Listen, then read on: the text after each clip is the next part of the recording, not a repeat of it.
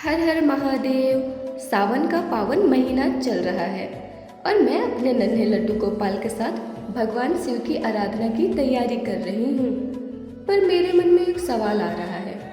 पूरे साल भगवान शिव की पूजा होती है, फिर सावन आते ही शिवालयों में भक्तों की इतनी भारी भीड़ क्यों उमड़ पड़ती है?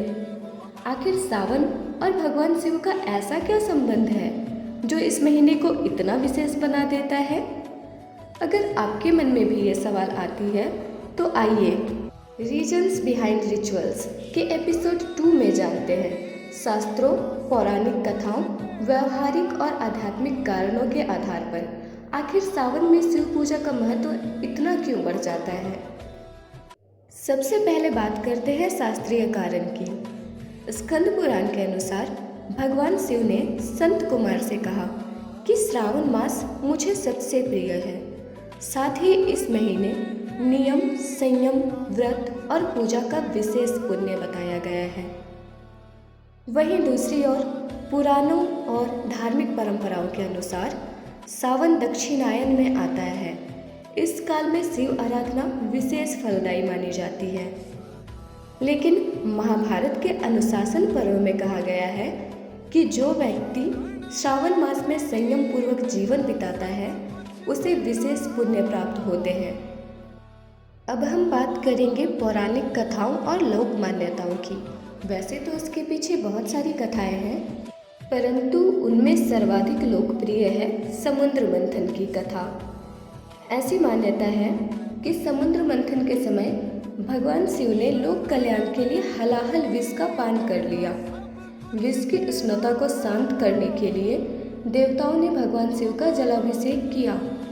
सावन में जल चढ़ाने की परंपरा इसी से जुड़ी मानी जाती है। वहीं दूसरी कथा यह भी है कि सावन के महीने में ही माता पार्वती ने भगवान शिव को पति रूप में पाने के लिए कठोर तपस्या की थी। इसलिए सावन को शिव शक्ति की आराधना का विशेष काल माना जाता है। एक और लोक मान्यता यह है कि भगवान विष्णु देवशयनी एकादशी के बाद योग निद्रा में चले जाते हैं और इस अवधि में भगवान शिव लोक कल्याण का दायित्व निभाते हैं। सावन चतुर्मास की अवधि के बीच ही आता है। अब हम अगर व्यवहारिक या प्राकृतिक कारण की बात करें तो सावन वर्षा का महीना है जिसमें व्रत करना सहज होता है। साथ ही वर्षा ऋतु में भगवान शिव को प्रिय वनस्पतियों जैसे बेलपत्र, धतूरा, आक, भांग, कनेर इत्यादि सहज ही उपलब्ध होते हैं। और कई क्षेत्रों में तो कांवड़ यात्रा और पवित्र नदियों से जल लाकर जलाभिषेक करने की भी परंपरा है। अब आते हैं आखिरी लेकिन सबसे महत्वपूर्ण आध्यात्मिक कारण पर। सावन में व्रत, जप, ध्यान और इंद्रिय निग्रह पर विशेष बल दिया गया है। यह केवल पूजा का नहीं बल्कि आत्मशुद्धि का भी समय माना जाता है। साथ ही भगवान शिव त्याग, वैराग्य और करुणा के प्रतीक हैं। सावन में उनकी उपासना मन को शांत और अनुशासित करती है।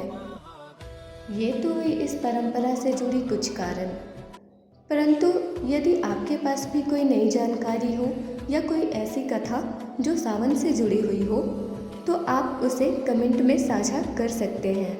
इस वीडियो का उद्देश्य ज्ञान को साझा करना और परंपरा को समझना है।